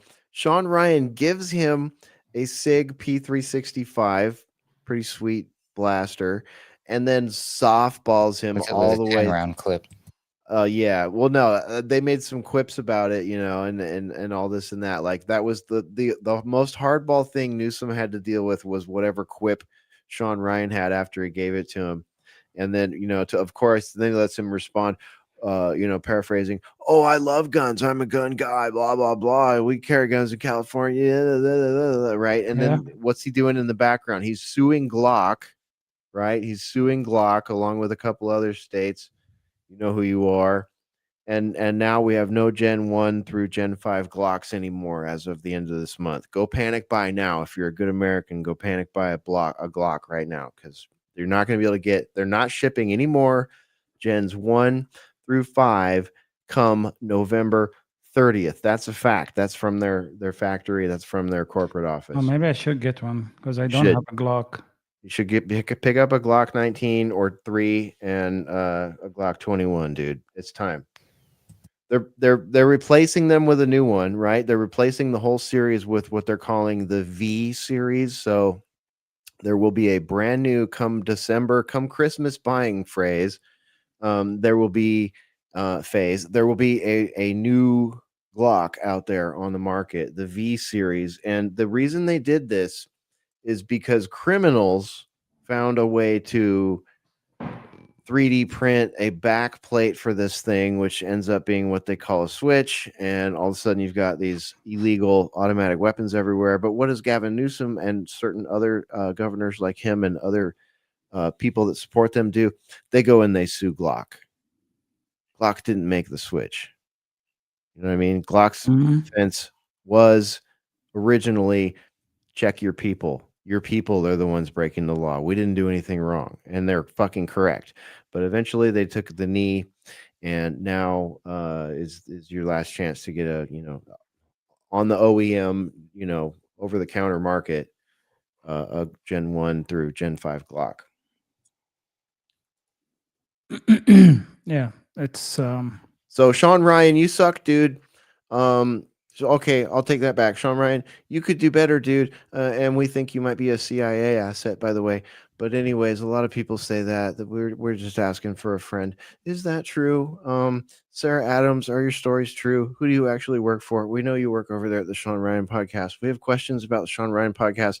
We don't know any of these things. I want to go on the record and just say I don't know any of these things. Hey, I said we have questions. We have questions. Inquiring minds would like to know what's going on over there at that podcast and why, if that's a Pro 2A podcast, Gavin Newsom is allowed to, nonce on in there and claim he's pro-gun. Okay, because as a Californian who was basically forced to leave that state because this guy and his cronies were making things I bought legally illegal retroactively.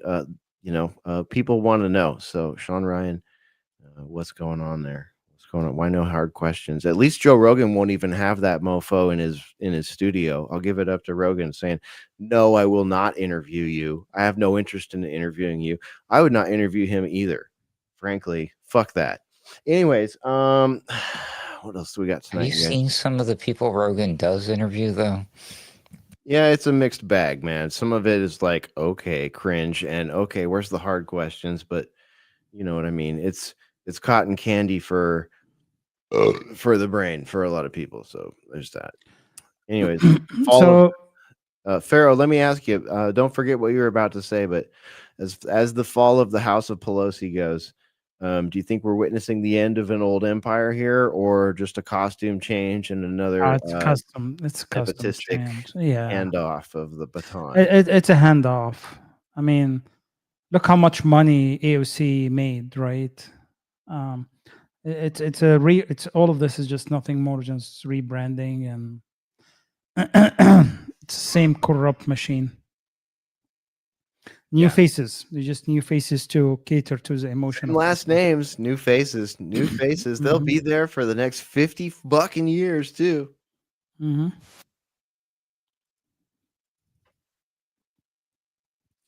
Well, you were about to say something there. I didn't mean to detract. I was gonna change subject because the last couple of days has been traumatic for me. If you don't mind opening that link. Oh yeah. Do tell. I'll pull this up while you set us up. Yeah. So I went to my. Do we need the video on this link or no? Just, need a video. Just open it and just scroll down to the image. Let's start with that. This one right here. So I went to my favorite Starbucks to pick one of their new barista cups. It was for $25, and I guess people were lining up since 4 a.m. to get their favorite Starbucks mug. But they only produced a small amount, and Americans were really pissed. Oh So, no! This is like yeah. when they take the McRib away, huh? That's right. So then, if you go to the article link now, the title says a company had to issue an actual apology because apparently it like went viral and people were just completely obsessed by it and actually completely crying. And yeah, so sorry guys if you wanted to get one of those cute barista cups. The barista. The barista cups.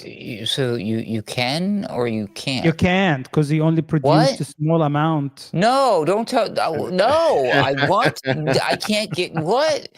You're messing with me, dog. Come on, don't tell me I can't get that cup, dude. Look at that little guy. He's got oh my god, yeah. Look at the $25 for this like best amazing cup ever. plastic cup. Sippy straw. He's got a sippy straw, green beanie. Oh man, you got to be kidding me. Humanity is so cooked. Look at that. I got up at 4 a.m. and drove to a location that specifically said it would have it. I was first in line. They didn't have it. I drove to 4 more locations. None of them had it. 4 a.m. I wasn't even asleep by then, dude. And this person's up. And then look at that. If you are going to excite people over this, it just shows you the state of actually our society. And then talk about what the hell is going to happen to us with all the shit we're talking about. If you're going to excite people about this, then provide that to them. This is the level we're on right now, dude. It's like idiocracy level, basically. Just rank. Like we've traversed consumerism at that point, right? Like we're like people. Remember when people used to line up for like around the block to get the new iPhone for every year for like the first 10 years of iPhone's existence, and now that's not quite so much of a thing anymore. But it's like now it's for a plastic piece of shit from China, right? It's probably got BPH in it. It's probably got bug parts in it. If whatever drink you get, if it's a frap or whatever, it's got ground up la cucaracha in it and all kind of grody shit. They did this over some thermos mug thing at department stores recently too. Remember? Mm-hmm. Oh yeah. What was that fucking thing? I forgot. It was the Stanley cups. The Yeti. Thank you. Yes. Target was Target. Yeah. What is these are like brainwashing experiments or something. How can people get so emotionally obsessed and attached over well, I guess we've seen a lot of these types of phenomenons throughout our lifetimes, right? We've seen like I guess when we were young, super young, there was the Cabbage Patch Doll thing. And then there was, of course, Beanie Babies for a while. That was a big deal. Pokemon, Pogs, whatever. I guess there's always some things people do obsess over to waste their freaking money on. But I don't get it. Why do people do this? It's so stupid. So I think the big switch.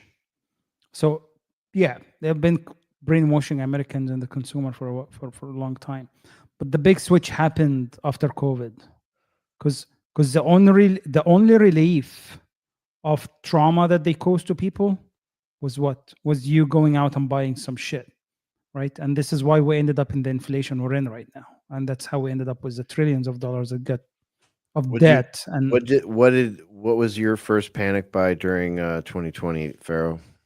During 2020? Yeah. I did not panic, actually. I did not panic buy anything. Yeah, I don't think I remember being. So you didn't stock up on anything? You didn't go. Well, no, I did stock up on food for sure. Okay. Yeah, but I did not food. Food. Not necessarily in a panic. Okay, I know I'm being a little hyperbolic here. No, I did not. For Spore and I, the night before they announced what would be essential businesses and what wouldn't be essential businesses, the big question was, will the gun store be an essential business?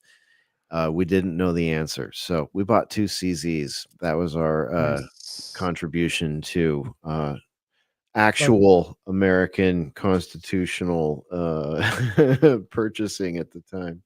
I bought my Scorpion that year too. Hey, there you go. All right. Good time to buy a CZ. Just like right now is a good time to buy a Glock. But yeah, so COVID was really when they really like turned on that switch, right? And I think that's that state that was created has continued until now. Mhm. And it's going to continue because that's actually like that was done through by design. Oh yeah. That's it. You know, this is very interesting because it does involve you going out to a physical store and purchasing something, which, let's be honest, these days more and more is becoming like a that's not normal. Like the kids growing up and be like, why would you go out to a store and shop? You could just get it. Drone delivers it to you from the Amazon. I'm joking, but I'm being serious. So what if like these like going like it's like they're clinging on to this last hope of like, oh, I can only go to the store and get this. You can't get this online or whatever, and it's part of the experience, as you said, because they were all caged in during the pandemic there. Sorry, scamdemic. Sorry, whatever the hell that was, that silly cold thing that was perpetrated. Did you hear that report, by the way? The PCR test, one out of 7. I did. They're guessing maybe one I'd out say of 7 one were out of actually 7 accurate. is pretty fucking Oh, generous, quite that is very frankly. generous.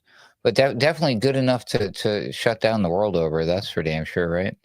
Yeah, definitely proves like how we know what a 2-week period actually is too. But So, are there going to be personal experiences, things that we consider normal, everyday things now, that in the future are going to be like a big deal to people?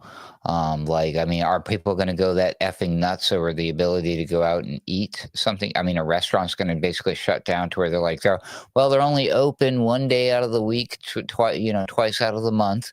You got to make your reservations ahead of time. You got to do the scan your app. Of course, you have to scan the app, and no human contact now. Don't cashless, obviously. Yeah. What do you think? Yeah, I mean, I think it was a very if you don't mind opening that link very quick. So it's a perfect actually like marketing piece. So Starbucks has been struggling.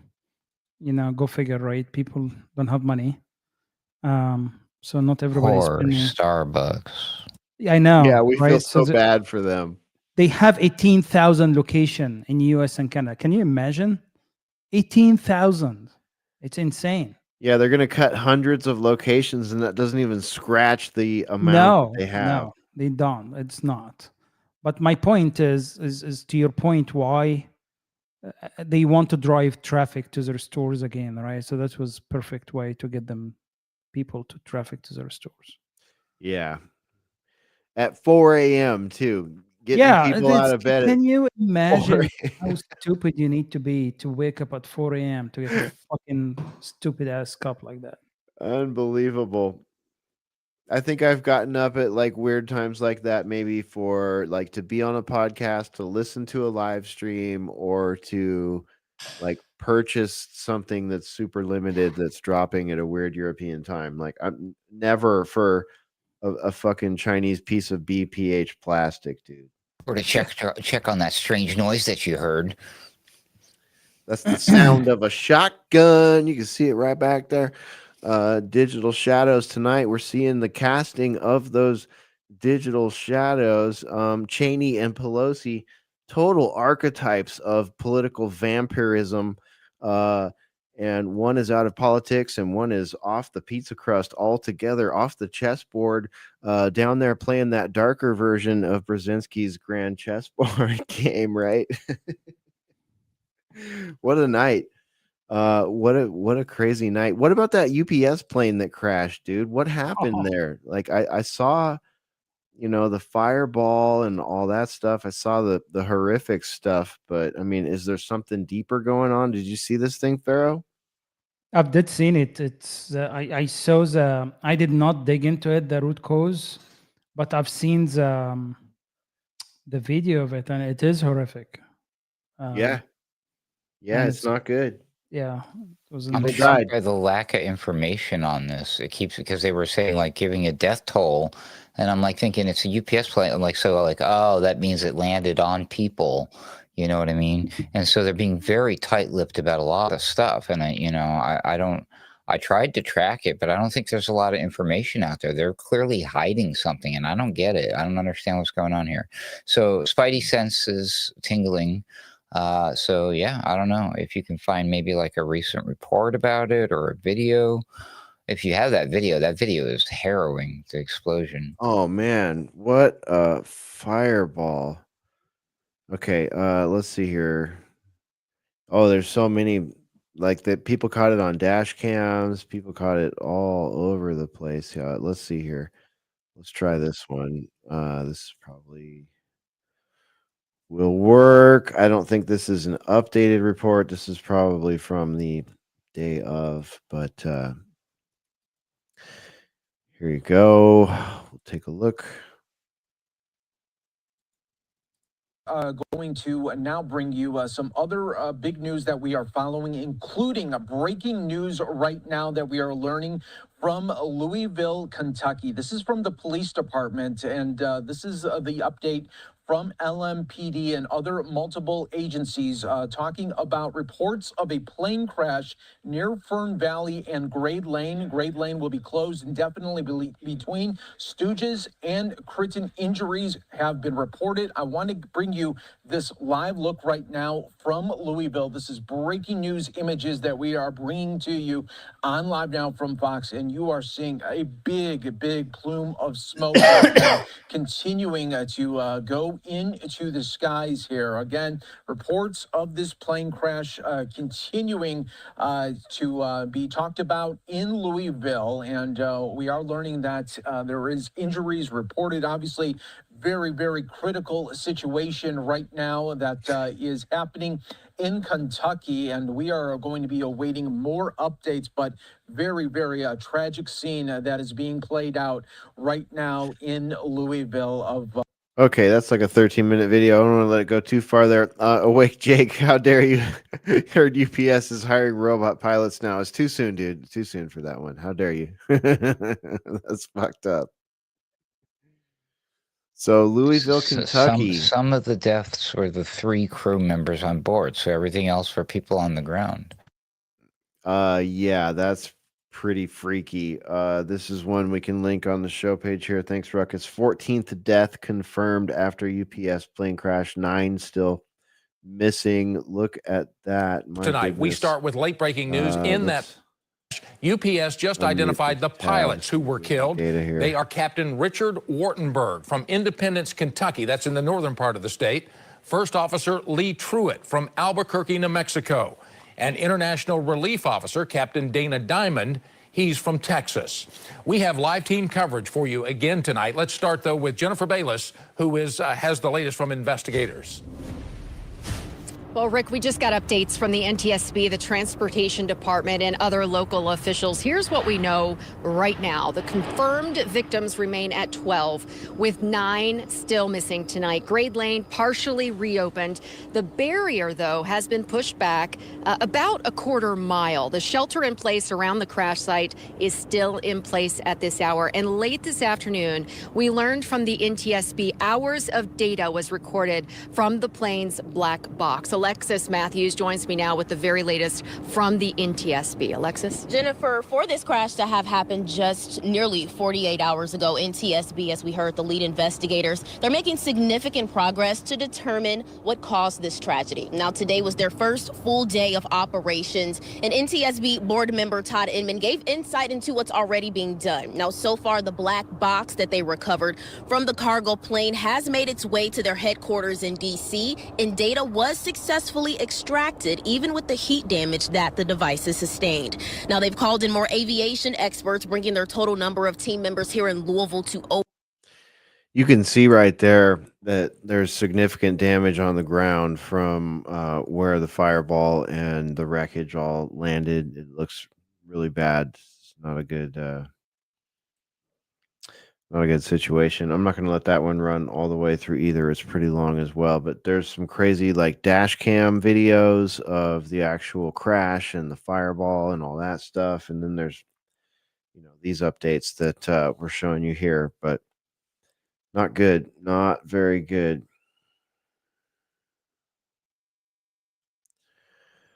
All right. Let's see. David says John Baptiste Emmanuel Zorg. I said fire 1 million. You're almost there. Go deeper. Control. We're working on it, David. We go as deep as we possibly can. And we're working on that. If you want to email us, you can. I got an email from a listener. Shouts out to our homie that emailed me, kind of gave me the business for not being very responsive on emails. I'm sorry, man. I'm super sorry about to everybody who has sent an email that hasn't had a reply. I'm gonna try to have an administrative day soon here and catch up on those. But we're in triage mode over here. I got to tell you, it's just me and Ruckus basically keeping the ship afloat. So we're definitely in triage mode.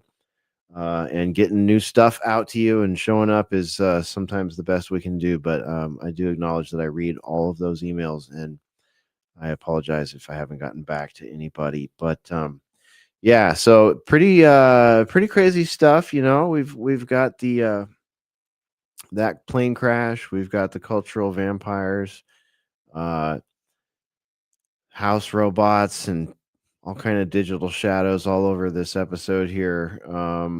Digital servants. This is gonna get weird. Things are getting weird, you guys. Well, it's not like they're just randomly canceling flights or anything on top of Oh all yeah, of this there's other like stuff. what are we in Oh, day okay. 38 of government shutdown? Thanks, Sam, for keeping track of I that. think so. Yeah. Yeah. Yeah, we're just starting to shut down flights. Sorry, you can't fly. You don't have the right to fly. No And people are like, flight. well, would it help if I showed a digital ID? Actually, no, it won't in this case. Sorry, government shutdown.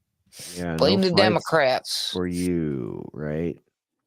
Airlines cancel more than 700 U.S. flights as FAA ordered shutdown cuts begin. Yeah, not a great time to be flying. This is over at CNBC right there. You can see if you're watching how bad that line looks right there. Not fun at all. But I'm sure this will fix itself in time for the holiday season when everybody wants to go hang out with their family for Thanksgiving. It'll be just fine. Yeah. So roughly 780 U.S. flights were canceled as of 2 p.m. Eastern time today, according to aviation data from Cirium. That's about 3% of the total schedule for the day. It's just 3%. Don't worry about it. Don't worry about it. Yeah, Siri tried to come on because I said what? What did I say right there?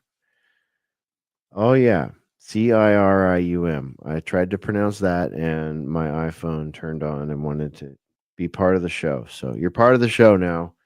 Siri. Siri, you're not welcome. Go away. All right.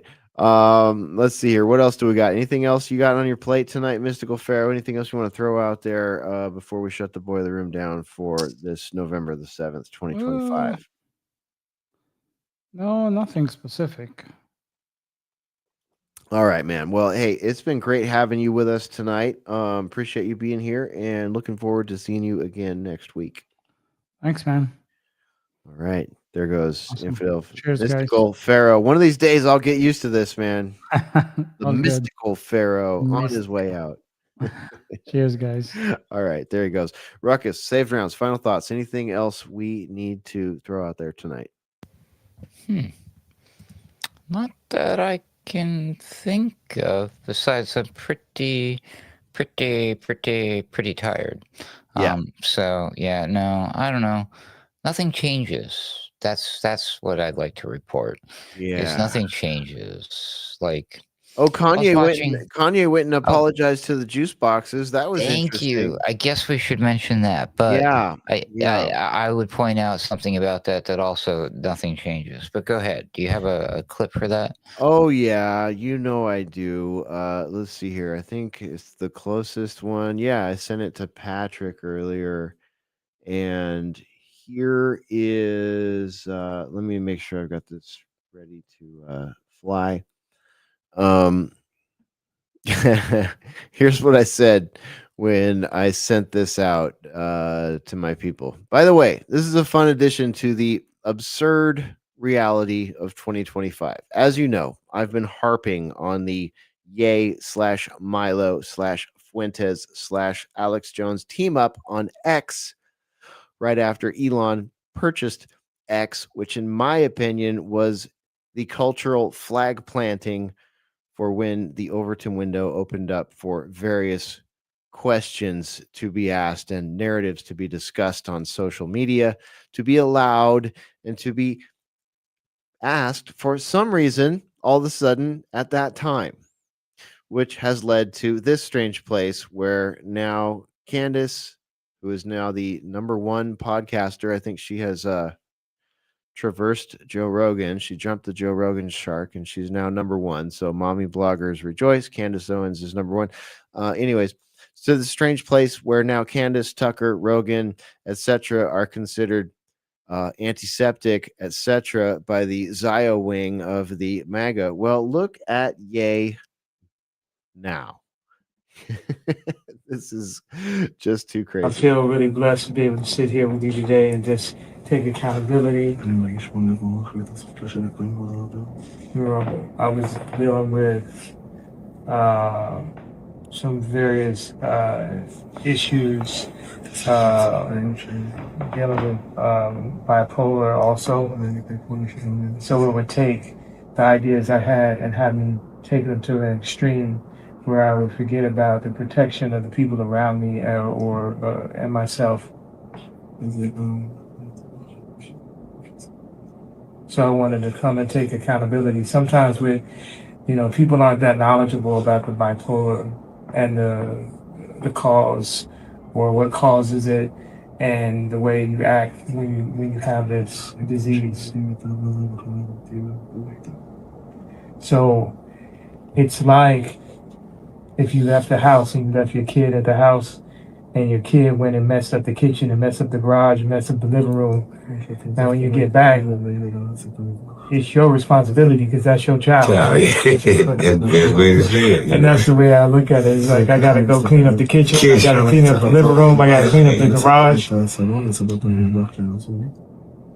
Yeah, and it's a big deal for me as So Kanye, am I getting this, Ruckus? Kanye is basically saying that he's like a bipolar child making a mess in the garage. That's where this all was. So he's gonna be cool with funny hat, long beard guy here and funny small hat guy because he's bipolar and he's like a child with bipolar disorder. Am I hearing this right? Is your microphone working? Are we in one of those situations?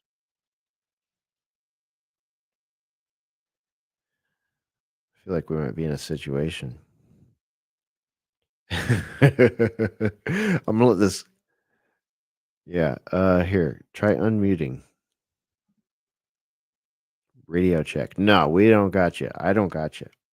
I'm gonna let this clip play out if you want to reboot or whatever you need to do. We will let Ye finish his apology to Funny Hat Guys. the man to come and take accountability for all the things that I've said, and I really just appreciate you embracing me with open arms and allowing me to make amends.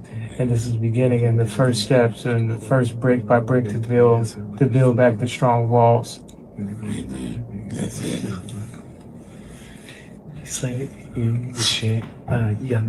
Rabbi said the Judaism. The Judaism brought to the world a way for someone when he regret about something that he has done wrong.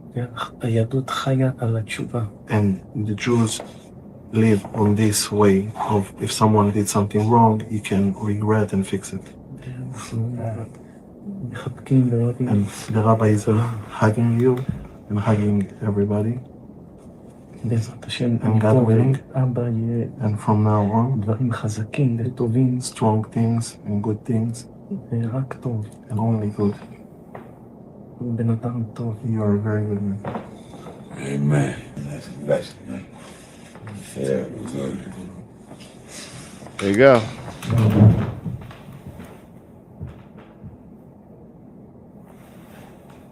Redemption. Okay. I guess that's Ye's redemption. The redemption of Ye. Can you believe it? Can you believe that's where we are? Go back. Go back, my friend. Watch Ye and Fuentes and Milo and Alex Jones all together. Go watch it. It's pretty fun. And then compare it to that. It's kind of like watching old footage of this guy, right? And comparing it to what's going on right now. My, how fast things change. The speed at which things change. So we've had a good time tonight. I don't know if Ruckus is going to make it back in time or not. We shall see. But yeah, Cheney's gone. Pelosi on her way out. The UPS crash. Whiskey Tango Foxtrot. House robots. Digital shadows being cast across your potential life. Hey, you know what is the cure for all this? You know what is your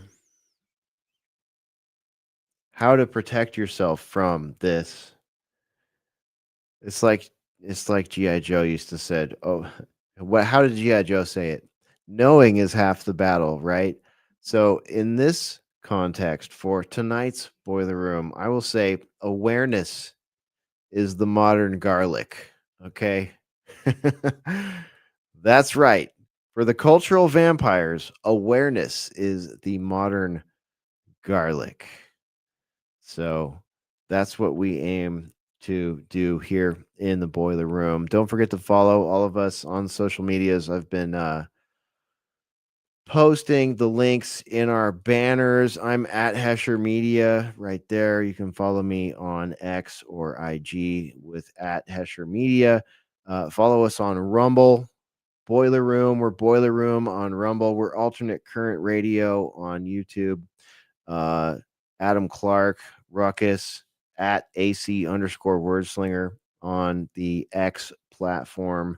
Mystical Pharaoh, at Mystical Pharaoh on X. You could not mess that up. Unless you don't know how to spell Pharaoh, in which case I got you covered down here. What else? Support us, alternatecurrentradio.com/support. And join us on Saturdays for Mixtape Saturday using our mixcloud.com account. And be sure to like, share, subscribe, and all that good stuff here in the Boiler Room. We'll have another meeting of the Social Reject Club real soon. And we thank you for joining us tonight. We are out of here. We'll see you next time. That's it. Go ahead and run.